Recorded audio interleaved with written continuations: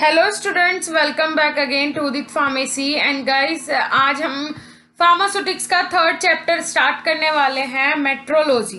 Okay, सो सबसे पहले तो आपको मेट्रोलॉजी का मतलब ही पता होना चाहिए। मेट्रोलॉजी का मतलब होता है किसी भी चीज का मापन करना, मात्रा निकालना, उसका परिणाम देखना, ये सारी चीजें आ जाती है मेट्रोलॉजी के अंदर।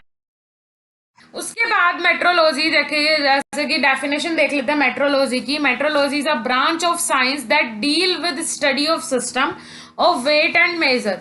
These are two main system of weight and measure followed in pharmacy. देखिए क्या है मेट्रोलॉजी, किसकी ब्रांच है? साइंस की ब्रांच है, क्योंकि मेट्रोलॉजी के बिना साइंस पॉसिबल नहीं है। साइंस सबसे पहले मेट्रोलॉजी पूछता है हर एक चीज का मापन, हर एक चीज का एक्यूरेट वेट, हर एक चीज का एक्यूरेट मेजरमेंट साइंस सबसे पहले पूछता है। That deal with study of system of weight and measure. देखिए मेट्रोलॉजी ब्रांच है किसकी? साइंस की, जिसमें किसके साथ? वेट और मेजरमेंट, दो चीजें मेन होती है किसी भी चीज का, वेट और दूसरी चीज उसका मेजरमेंट। कैसे आप कर रहे हैं, ठीक है? मेजरमेंट मतलब मापन। These are two main system of weight and measure followed in pharmacy. Pharmacy में ये दो मेथड यूज होते हैं वेट और मेजरमेंट के मापन के लिए। First one is matric system in pharmacy, जिसे डेसिमल सिस्टम भी बोल सकते हैं। Second one is imperial system, जिसे हम इंग्लिश सिस्टम बोलते हैं। तो सबसे पहले इंपीरियल सिस्टम देखते हैं। इंपीरियल सिस्टम क्या है?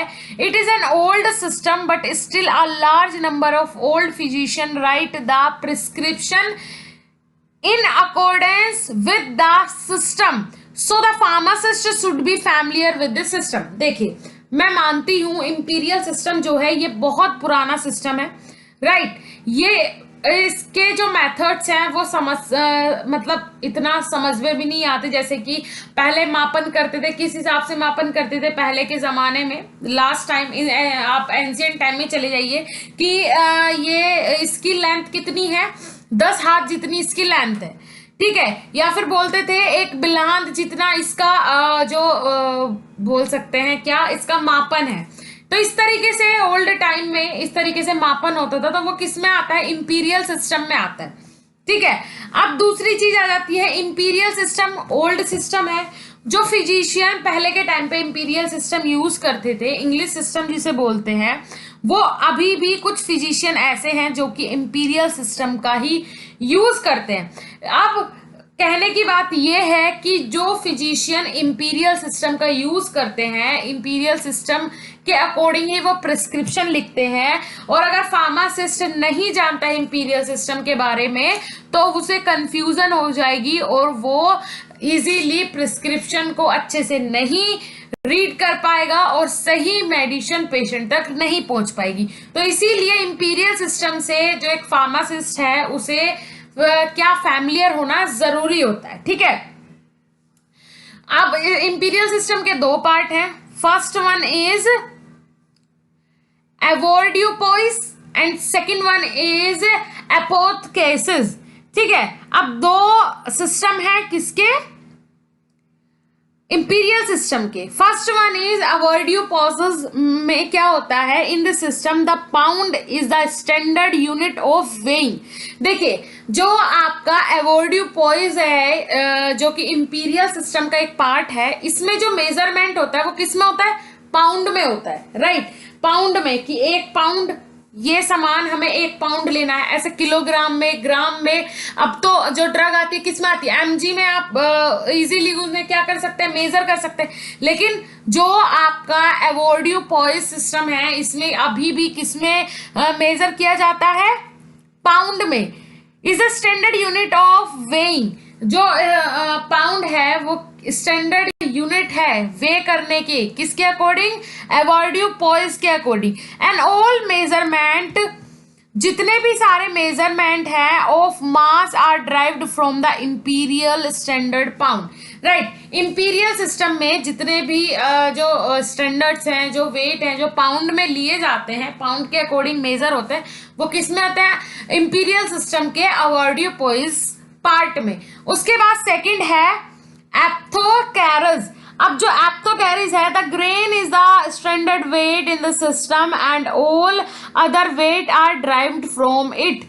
देखिए ग्रेन सिस्टम यूज होता है किसमें, 20 ग्रेन में कितने अलग अलग यूनिट होती है, बहुत सारे, तो ये याद रखिएगा। एवोर्डियोपोइस में किसमें होता है, पाउंड में काउंट होता है, और एपोर्थेकेसिस में किसमें काउंट होता है, जो भी यूनिट हो, जो भी वेट हो, किसमें काउंट होता है, ग्रेन में काउंट होता है।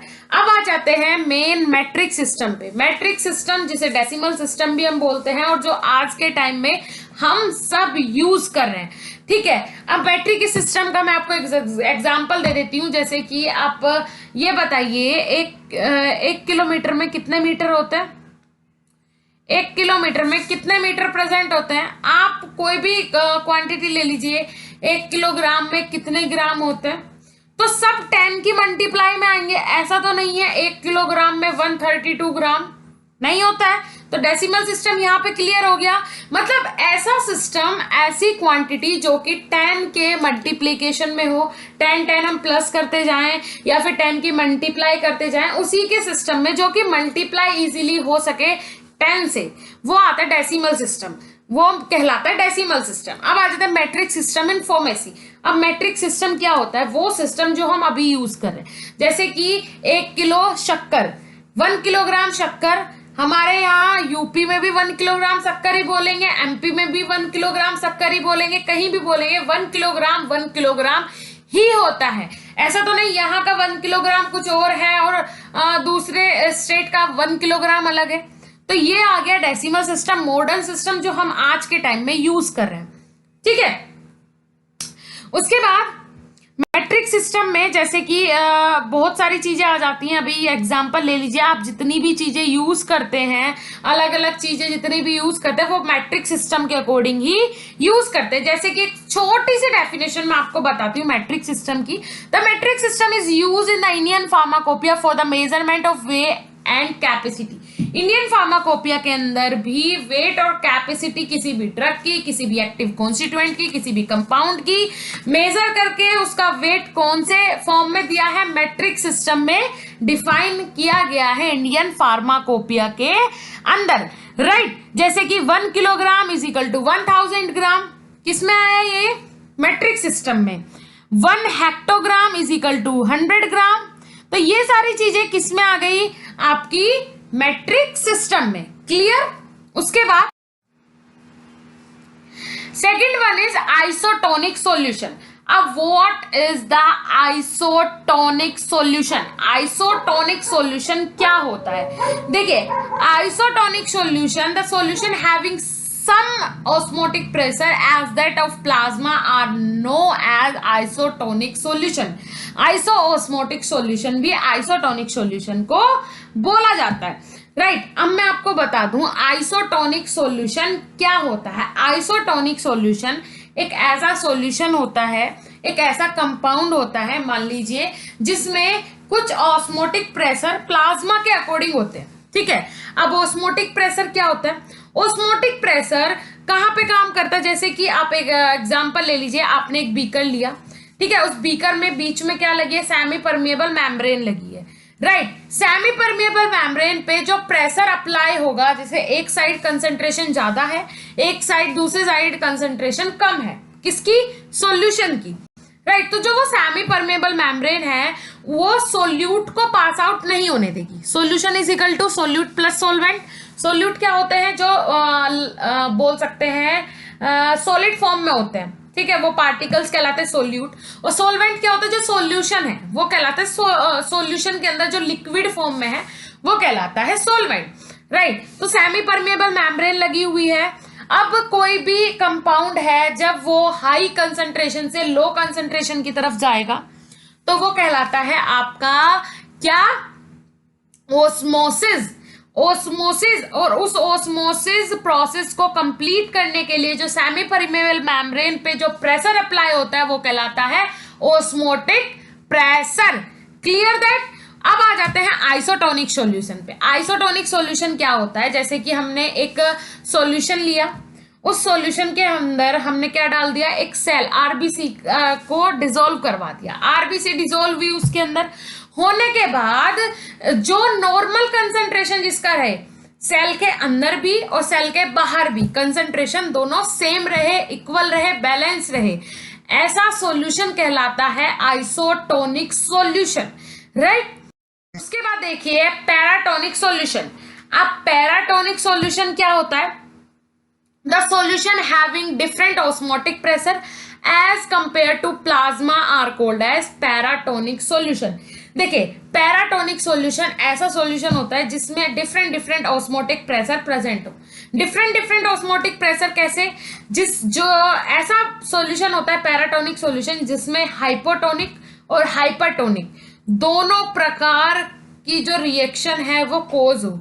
अब हाइपरटोनिक क्या होता है और हाइपोटोनिक क्या होता है, जिसमें दोनों चीजें प्रेजेंट हो, हाइपोटोनिक और हाइपरटोनिक, वो कहलाता है पैराटोनिक सॉल्यूशन, राइट। हाइपोटोनिक और हाइपरटोनिक क्या होता है वो आगे देखते हैं। हाइपोटोनिक, अब हाइपोटोनिक सॉल्यूशन क्या होता है, the solution having lower osmotic pressure than the plasma are called as hypotonic solution. देखिए ऐसा सॉल्यूशन जो कम ओस्मोटिक प्रेशर रखे, किससे, प्लाज्मा के अकॉर्डिंग, जिसका ओस्मोटिक प्रेशर कम हो, वो कहलाता है हाइपोटोनिक सॉल्यूशन।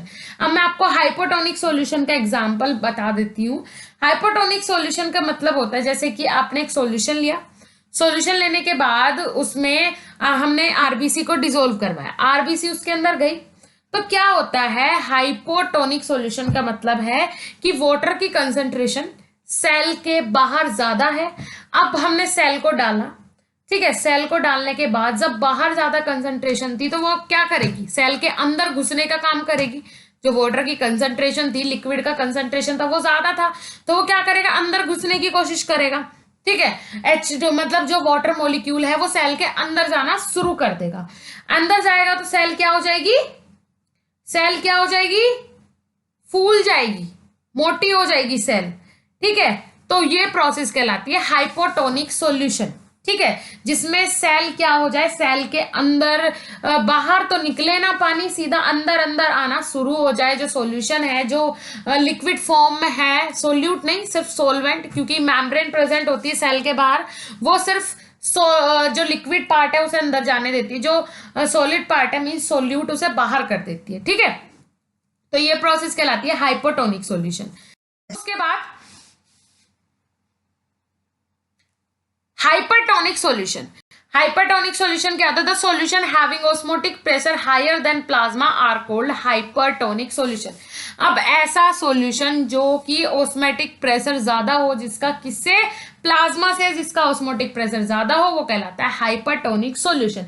अब हाइपरटोनिक सॉल्यूशन का एग्जांपल क्या होगा, आपने एक सॉल्यूशन लिया, उसमें आरबीसी को हमने डिसॉल्व करवाया, डिसॉल्व करने के बाद आरबीसी क्या करेगी, इस बार जो कंसंट्रेशन है वो क्या है, सेल के अंदर ज्यादा है, सेल के अंदर ज्यादा कंसंट्रेशन है किसका, लिक्विड का, तो वो क्या करेगा, बाहर जाना शुरू कर देगा।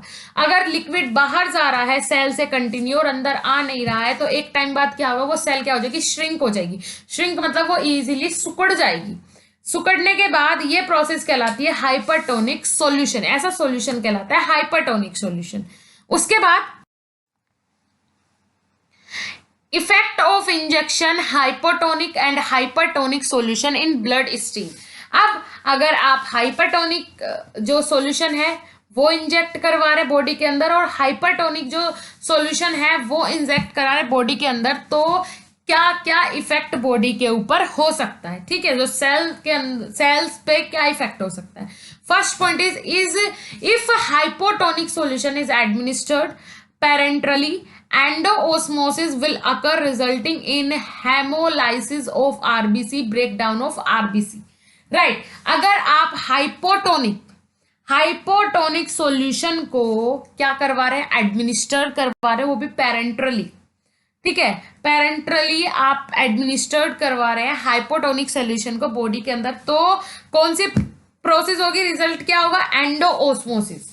अब एंडोओस्मोसिस का मतलब क्या होता है, एंडोओस्मोसिस का मतलब होता है जो वाटर का मूवमेंट है, मींस एंडोओस्मोसिस का मतलब सीधा सीधा हो गया आपका हाइपोटोनिक।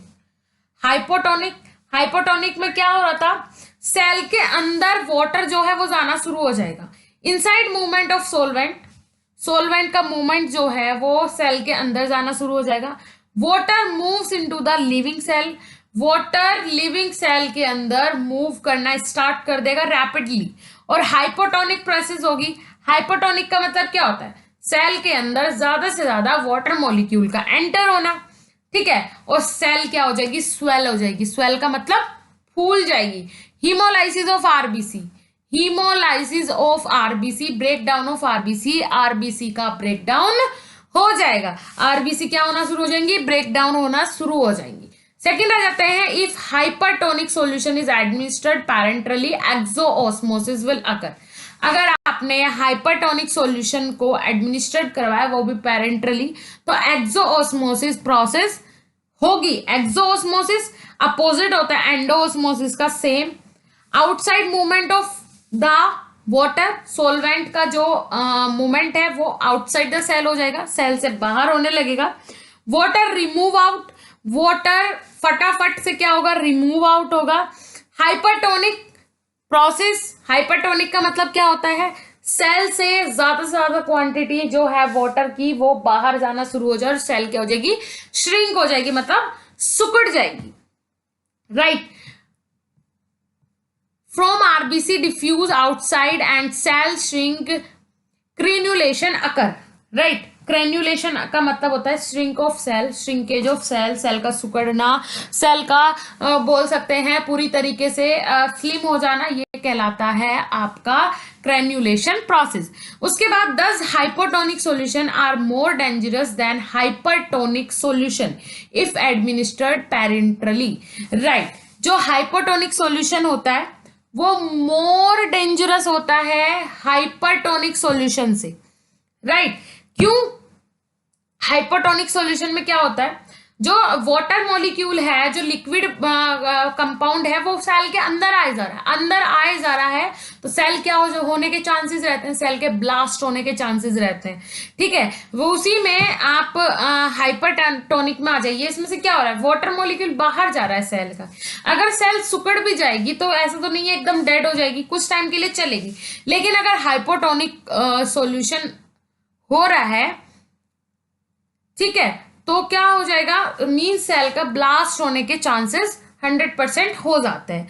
ओके, सो ये प्रोसेस कब है, अगर आप ये पेरेंटरली अप्लाई कर रहे हैं, पेरेंटरली एडमिनिस्ट्रेट करवा रहे हैं, मीन्स इंजेक्शन के थ्रू या फिर ड्रिप के थ्रू आप इंजेक्ट करवा रहे हैं, तो वो क्या होता है, डेंजरस होता है। हाइपोटोनिक ज्यादा डेंजरस तो दोनों ही है, लेकिन हाइपोटोनिक ज्यादा डेंजरस होता है।